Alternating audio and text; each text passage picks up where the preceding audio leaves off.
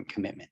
So anything that you're excited about, resilience is born from commitment. So anything that you're excited about is, and that you pursue and follow, is something that would significantly benefit the experiences that you have of your life and the way you relate with other people. So for me, I always had a mom that consistently said to my sister and I, can't doesn't live here, can't never did a thing, you know, keep trying, don't quit. In fact, one quick story to demonstrate that, when I would be 9 and 10 years old, I would get myself dressed in my little leg braces, and I'd pull on my little pants and my little socks and shoes and pull on my little shirt, and I would call my mom, okay, Mom, I'm ready for you to come button and zip me and help me get tucked in. And she would yell back, okay, I'm busy, you keep trying. And trying is a massive component of resilience. And I would say, okay. And I would like lay down on the floor and roll left and right and try to get the leverage that I needed on my weak little arms to get my shirt tucked in. And, you know, I would then once I get sort of tucked in, then I would try to get the leverage on my zipper. My mom would put these rings on the end of my zipper so that I could stick my finger through the ring. And, you know, I'd again roll left and right just to get the right leverage to pull my pants down and pull the zipper up simultaneously, and it's not my little pants. And so I would fight and struggle for like 10 minutes. Meantime, while I'm fighting and struggling, my mom is sitting in her bedroom crying because she wanted to come and help. But she knew that if she came to help me in these tough times, that I would become dependent instead of working on becoming independent. I was only expected to live until I was 7. And because I'd already turned 2 or 3 years older than that, my mom thought, if this kid's going to live, let's make sure that he has the best possible life. So by teaching me to keep trying and praising me for trying and not for doing a good job necessarily, and for challenging me to find a way even when I didn't believe that I could, she taught me resilience. And so, you know, if we could look at nature versus nurture, neuroscience demonstrates that nurture outweighs nature and the progress and the growth of the human brain. So the way you're nurtured, whether you're nurturing yourself or someone else is nurturing you, that massively impacts how you see the world and how you interact with the world. And I just happen to interact with it with a level of resilience that maybe is a little bit different than everybody else's, because I can't even lift my own arms. You know, 2 years ago, in 2 years ago, 4 years ago now, 3 years ago, in 2019, I caught some kind of virus pre-COVID that sapped me of about 85% of my physical strength and about 50% of my lung capacity in a matter of weeks. And by weeks, I mean like 2. And most of that strength has not returned, and most of that lung capacity has not returned. Yet I continue to push my chair. I continue, you know, to fight and struggle to sit up. I continue to live independently. Why? Because I love these things. And resilience is born from commitment. I love the idea of living independently. I love the idea of still pushing my own wheelchair versus using an electric wheelchair. I love the idea of that little bit of struggle that makes the outcome worth it, right? I believe that there's something good in struggling. And I always say to myself, when I'm feeling a little bit overwhelmed, I say, I'm the guy who loves a good struggle. I'm the guy who loves a good fight. I'm the guy who loves to push through the obstacle, right? So having that mindset allows me to, instead of being overwhelmed by things that are difficult to do, it allows me to reset my brain and say, okay, I'm the guy who loves a good challenge. I can do this. And that's what I do. I push forward. I just reshift my brain and I put the attention on what I want instead of what I'm going through. And then the resilience blossoms.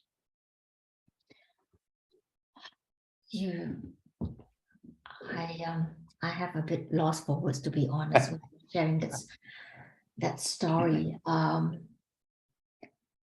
I took down a few words that you say.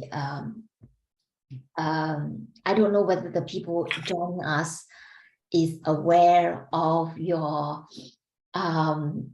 disability. I know you show me your bio, and some of the things that you have said is like sailing outdoors, skydiving. I was like, I don't even know skydiving. How does he do skydiving? And sailing, sorry, I can't do sailing. I was like, mountain climbing. I was like, I can't do mountain climbing. Hiking, I'm no, I don't think I'm fixed enough to do skiing. I can't ski. Water skiing. Oh no. It's like, how did he do that when I can't do anything? Okay, that's beside the point. I'm mumbling on, but I don't know, I was very, very moved, to be very honest. And a lot of the word, it hit me very strong. You say things like trying is massive resilient. Yeah. Yes. It's a massive component of resilience. Yeah. And when you gave the example when you're little and your mom is like, yeah, keep on trying. I was like, your mom is amazing because I'm a mom. And I think if anybody who's seen the recording and hear us, and as a mom or parents, not even just mom, even dad, as parents, we want to do anything and everything we can for our children. And knowing our child is struggling, the first reaction is how could do this, do everything for you, especially mom. And we were like, oh, so let them grow up, but your mom is able to kind of stand back and let you build that resiliency, which is, I think of word independence as well. Yeah. And you say that nurturing, and nurturing is not only from somebody, which is our caretaker, we can nurture ourselves. And I was like, God, I need to say all that. Yes, I think that is such amazing thing. Nurturing is not only from people who look after us, but we can nurture ourselves. Yeah. And resilient from the commitment is about that love for life. It's not about just doing but one thing, and that mindset is so powerful, and you really have moved me, I have to say. Thank you. I wanted to I don't know, I feel there's a lot of that resiliency, and I feel there's a lot of the authenticity that is that you really embrace who you are, you accept who you are, you recognize who you are. And to me, that is kind of that resiliency, which is our perfect topic, isn't it? It is building that resiliency, because I find when we struggle with resilience, resilient is meaning that when you came across any challenge in our life, we kind of being hit and we fall off and we can't get up, but we kind of bounce back. That's what resilient is. And the ability of bounce back is about you. It's about, I'm okay. I don't need to be perfect, but I'm just me. And it's a form of accepting me. It's about the compassion and love for me. And that kind of gives you that power to bounce back. So I kind of think they are intertwined in that sense. And I don't know whether you want to add on that component about the authenticity. Is that kind of the key or catalyst to building that resiliency, that I'm really seeing that in you. Thank you for sharing. Thank you. Aries, I believe that success is achieved by those who refuse to accept failure, right? Success is achieved by those who refuse to accept failure. And how this applies to the individual person is, anybody who's listening, if there's something that you see that you want, remember that commitment gives birth to resilience. So when you see something that you really want and you refuse to accept failure and you say, no, that's what I want, the focus becomes on the target goal. The focus becomes on the action or the event or the thing that you want to experience or claim or acquire. And when you do that, resilience is naturally born in you and you keep moving forward. The problem is, and the great adversary of resilience is distraction. And that distraction can be, oh, that hurts, or this is suffering, or this is difficult, or why does this have to be? And listen, I'm a little dude who cannot lift his arms. I have a curvature in my spine that's so big that like a child could sit on my upper like pelvis bone, like basically on my bum, and sit between the back of my chair, right? That's me leaning back. And I just barely touch the back of my chair. I'm probably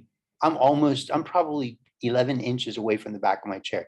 My chest, my shoulders are about 11 inches from the back of my chair, but my bum is touching the back of the chair. So my belly button, basically, it looks like this. If you lean forward in your chair and you let your belly button touch the seat between your legs, and then you curve your spine up at the belly button so you're upright, that's what I look like. And so I have days where it's difficult. I have problems sometimes too. Like I'm in this hotel room because there's some construction work being done on my home and on my studio. And the bed here in most hotel rooms, especially this one, is so soft that I can get stuck, right? So normally I would sleep on the floor, but I can't sit up anymore. So if I'm on the floor, then I'm literally laying on the floor. So I have the choice to sleep on the floor or on the bed. Normally I would rather sleep on the floor if I could sit up still, but I can't sit up anymore on my own. So if I lay on the bed, then I can dangle my legs over the edge of the bed.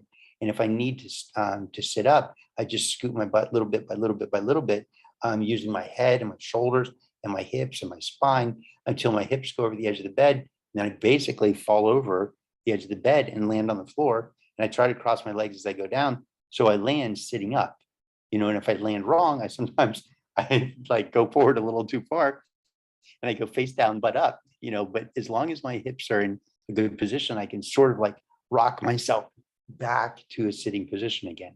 So I struggle too, right? I struggle too, but I refuse to accept failure.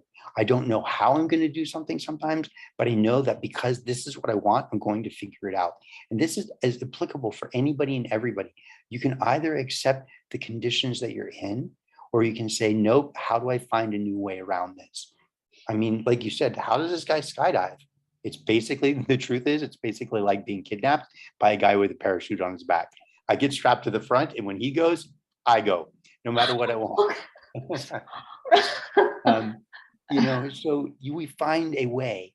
And that's one of the benefits of my disability is I am forced to find a way every single day for everything that I do, from eating to showering to shaving to rolling over in my own bed. When I first got sick, I was so physically weak that you couldn't put a sheet on me because I would feel trapped. And now I have virtually no triceps. So if I have a sheet on me and I want to straighten my arms, I often feel trapped because I don't have the tricep enough to straighten my arm. So I feel trapped. I can wiggle on and roll over a little bit now and sort of eventually get my arms straight. But I wake up multiple times in the night, all night long, because every single time I need to move, I have to wake up and enact my whole body to move me, and that's just the way it is. I can either be sad about that, or I can be gleeful and excited that I'm still alive. I want to live another 100 years. I want to live another 100 years. And some of my friends say, are you kidding? I want to be dead by 70. That's crazy. And I'm like, I don't want to even hear that, because I love life and there are things that I want to get out of life. And I want everybody who's listening to find the same passion and the same excitement, and the same enthusiasm for something in their life, even if it's just their partner, even if it's just painting, even if it's hiking, if it's starting and forming businesses, if it's leading the best possible team in your industry. It doesn't matter to me. What matters is that you find the thing that excites you and drives you and motivates you to keep moving forward despite adversity. I have to say that a lot of things we have because when we are born complete, in a sense, physically, Yes. We have taken a lot of things for granted. And I would have to say that I think for me, it's unimaginable, that struggle just to go to bed, get out of bed, and I have to whatever, I think I'm really having a headache by doing all this. So I think one would come to mind: gratitude, be thankful for whatever I have now, whatever I am now. But I would want to bring this conversation a little bit back into, we talk a little bit about leadership, and we also recognize that, personally, we all have challenges, but when we work in an organization, there are even more challenges, not just with ourselves, especially with people around us. And as a leader, that authenticity is important, that resilience is important. And I know you work with a lot of corporate leaders as well. And I think it would be good to hear of your view, how we can bring that in actually for leaders. Okay, so one of the most important things within corporate world is the vision. And the problem is the vision gets forgotten by virtually everybody in the company. And the vision is, remember when I said that resilience is born from commitment. Commitment to what? In this particular case, the vision. What is the vision of the company? Are we moving towards that vision? The mission is sort of the how to get there or how we get there. But then within corporations, there's often smaller teams, sales team, for example, right? Or the IT team, for example. So there are individual teams within the corporation. So those individual teams, if they establish a vision themselves that supports the bigger vision of the company, that helps. However, that's still often just the leadership making that decision and telling everybody below them, hey, this is the new vision for our group. It's wonderful and great, but it's not their vision. Okay. And resilience, we often think of as like slogging through and pushing through, even though there's all this adversity and difficulty and struggle, we just keep going. Yes, that is resilience. But I believe that resilience is the energy and effort, the energy and focus. Sorry, I say effort, but I meant focus. I believe that resilience is the energy and focus that we use to maintain a particular state, emotional state, physical state, financial state. It's the energy and focus that we use to maintain a particular state and achieve our goals. Okay. And so we can do that. We can slog through, we can push through and do what we're supposed to do on the job. We can like lead our team to just keep pushing, even though it's difficult, and cheer them on and rah, rah, rah. That's wonderful, but they're pushing through. So a good leader sits with his client, his employees, identifies their strengths, identifies what it is that they love to do, what they want to do while they're there, and listens to them as a team. Like everybody gets a voice so that when they are given certain authority and certain decision-making capabilities, and they're given the ability to assess the situation and make a decision based on what the smaller team's vision has, then there's buy-in from the team. They don't have to lean on their boss to get the answer. They can say, well, this is our vision, and what I'm doing leads us to that vision. And my boss gives me a certain amount of authority to be able to make these decisions. Now I have power, right? If I'm just an employee and I've got a leader that's telling me what I have to do, sad to say, it's a little bit like being a slave, right? Because I don't feel like I have the same authority, the same choice, the same value, the same buy-in, the same benefit to the team. But if my voice matters and we're collaborating on what the goal is and we're collaborating on how to get there, and you give me certain power to make decisions in the field, meaning like when things are happening, I don't have to say, hold on, let me go ask my boss for permission. No, my boss said, this is our goal. This is what we want. We're all on the same page. Let me make that happen for you, right? If you're talking to a customer, for example.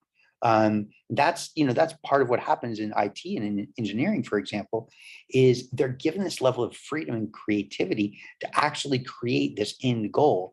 And so that's one of the exciting things about engineering, for example, is they're basically artists, but they're rarely seen as artists, but they're group artists that they come together and share their ideas and create together, and then they implement, they build a piece of technology. Often they build a piece of technology that is their end artwork.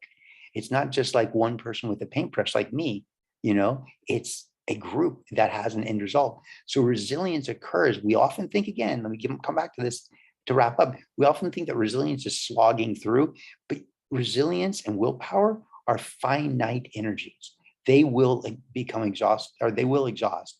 However, if you're smart enough to go, hey, how do we remove the resistance? How do we let go of the resistance so that we can get more done? And then when we do come across something that requires a little bit of resilience, then we've got the energy mustered to be able to go through, because we've got the momentum and the excitement and the joy to drive forward.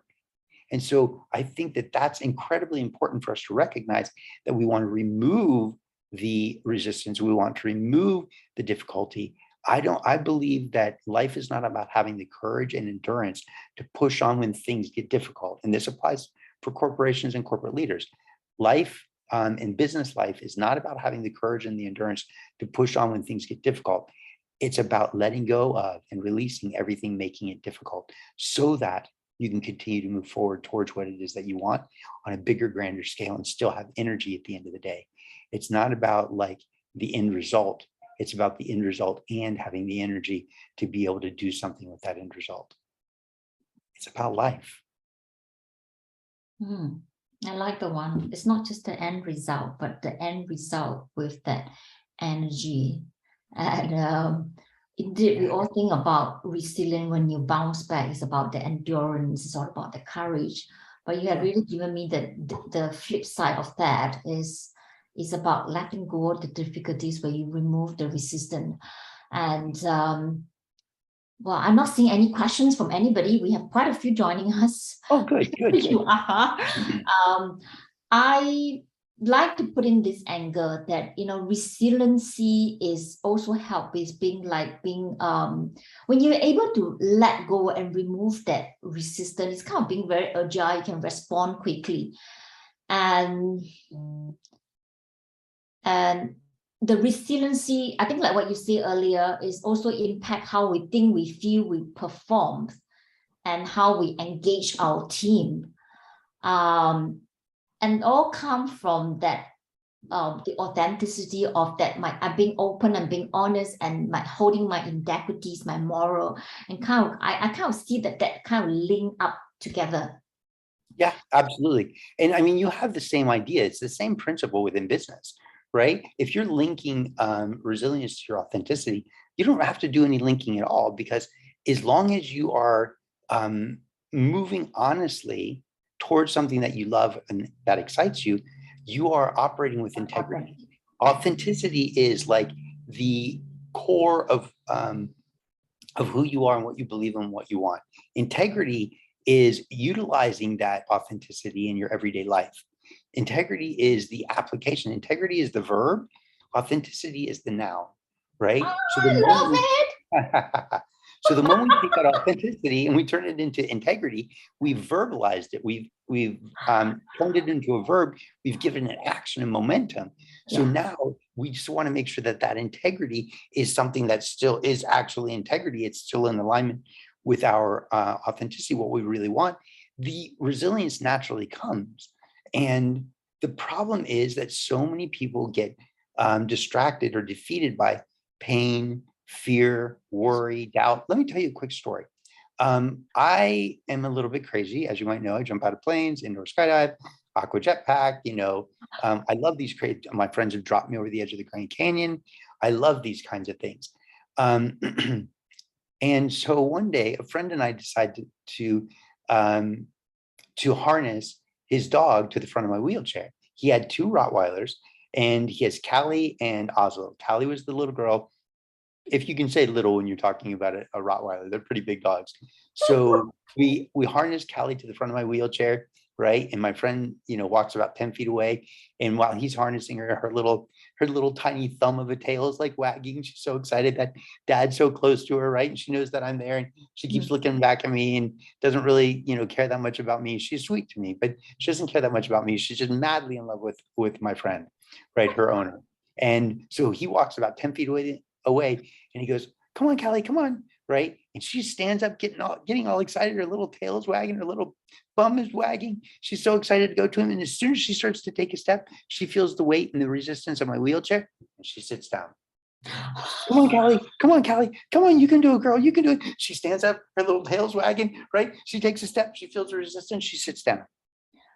And so this is important. Then we take Callie off and we'll harness Oslo, who can't sit down. He's all excited. Dad's in his face. He wants to lick his dad. He wants to jump on his dad and play with his dad, right? He gets all harnessed up and he's like, "Stay." My friend's like, "Stay, stay, stay." Walks about 10 feet away and he goes, "Come on, Oslo." And Oslo goes, "Vroom, vroom, vroom." And he takes off running. And I'm like, bumping through the gravel backyard and all the ups and the downs on the hills until we get to Todd. And we realized probably not a good idea or a safe idea. But the difference is so many people feel that resistance and they sit down and they quit. And then there are those people who don't feel the resistance, or they feel it and they don't give it any attention, because what's more important is that authenticity, moving towards that integrity, moving towards what is really true for them. You do this with corporations, you do this with leadership teams, you do this by finding out what's important to the individual team members. When that you know what's important to the individual team members, what they're good at, what they like to do, we know what we can rely on for everybody, and that people feel like they're thriving and their voice matters. We have to empower people to get them there. We get to empower ourselves, and you empower yourself by really living with that level of integrity. Be Oslo. Just get excited and chase down what you want. And cheer you on, because yes. I really agree what you say. It's really coming from that, the energy and the passions. And of course, we all have that resistance, but don't let it pull you back. And for corporate and teams, finding out what exactly is that passion, the energy that makes them move forward. And I'm mindful of the time.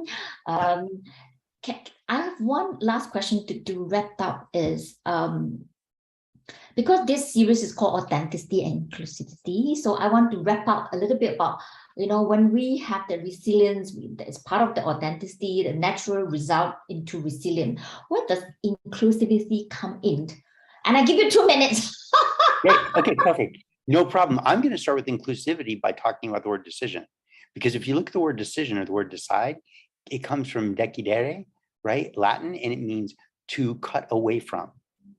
So if we're looking at inclusivity, what we ought to also look at is, what can we cut away that is not necessarily inclusive or beneficial? So we want to be inclusive with the things that are valuable and beneficial, not inclusive with the things that are toxic, right? So you hear one bad apple, ruins the batch of apples or something like that. Within Christianity, they talk about the faith of a mustard seed can move mountains. So if I take that mustard seed, which is super duper tiny, and I shave a little bit of that mustard seed off, right? And I name that little shaving fear, worry, and doubt, and I reconnect it to the mustard seed, I no longer have a mustard seed of faith. I have a mustard seed that now is tainted with fear, worry, and doubt. Why? Because I included the fear, worry, and doubt. So inclusivity is something that you want to do discernfully, right? You want to make sure that you are very intentional about what you're including in your relationships, what you're including in your business, what you're including in the activities that you're doing. Because if you're including the wrong thing, then it is out of integrity for what you may want. And it could cause you to get sick. It could cause you to damage a relationship. It could cause your business to go under. It could cause you to lose some of the best clients you've ever had. It could do all kinds of negative things. Inclusivity is critical to allow our world to move forward, but let's include things in the right place at the right time. One quick example, think about, have you ever been doing a puzzle and you're like, this piece fits here. I know it does. It must fit here. I mean, look at it. It looks like it should fit here. And your mind is trying to tell you that it looks like it fits there. It sort of looks like it fits there, but your mind knows that ultimately it doesn't fit there because that piece isn't sliding into place. You keep building the puzzle, keep building the puzzle, keep building the puzzle. Then you find a place where that piece goes, or you find the actual piece that goes there. And what happens? It slips right into place. Why? Because that's where it's included in the grand scheme of things. That's where it belongs. So inclusivity is about finding where things belong. So if they're put in the wrong space, ooh, sorry, I'm in a hotel, so we've got a dog. Hold on. We have to yes. As inclusivity, right? They're including the animal, which is part of their family. So that's just what works for them. It may not work for others. You get to decide, whoever's listening, every single one of us gets to decide what is inclusive and what gets to be excluded, right? What do we want? And that's based on a decision, deciding, cutting away from what doesn't belong and including the pieces that do. Thank you. That's really interesting about when you come out with the definition about, it's about deciding what to be included and excluded, especially when we mention authenticity, which is about being integrity and being truth. And the word inclusivity is generally the link with DEI, as in like, we all know we are different, whether it's a gender, is it by race, by culture, by religion, that it does separate us. But we want to come in together to say that we are all equal in terms of human, whether young or old you are, whatever.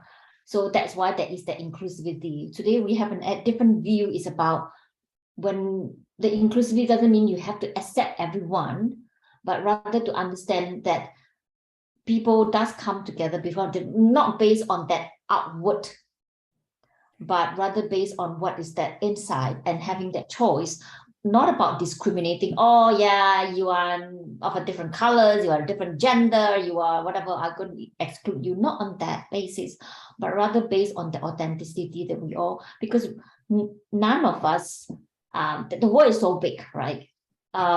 We will not, it's not possible that we will get along with everyone, because based on our personality, there are some people we will like more, some people will like less, but be true to ourselves, who we want to be. That is that you're thinking about. That's a nice thought, and I think that's true in that. Yeah.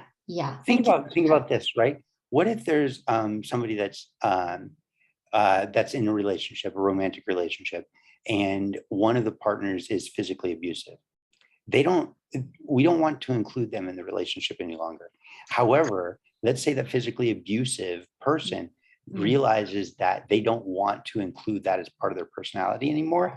So they go to a therapist and they establish a relationship, not a romantic relationship, but a professional relationship with a therapist that helps them work through their problems. The therapist is inclusive with that particular person, because that's where that person belongs. That's very good concept about inclusivity in general. We have that idea about accepting everyone, but now you kind of personalize it, that there is actually more behind the inclusivity.